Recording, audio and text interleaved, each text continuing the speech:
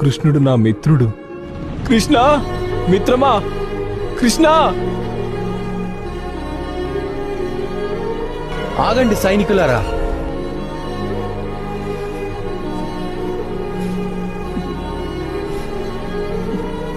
ప్రాణ స్నేహితుడు ఇతనే నా సుధామ. ఇకపై తను ద్వారకలో ఎక్కడికి వెళ్లాలన్నా ఎవ్వరూ ఆపకూడదు. రా, సింహాసనం మీద కూర్చో. లేదు మిత్రమా, లేదు. రా సుధామ.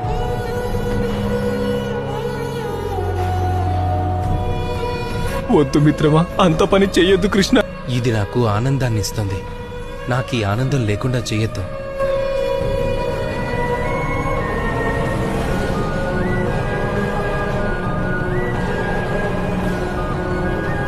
అన్నట్టు మిత్రమా, నువ్వు వచ్చావంటే ఉత్త చేతులతో అయితే వచ్చుండవు కదా. చెప్పు, ఏం తీసుకొచ్చావో.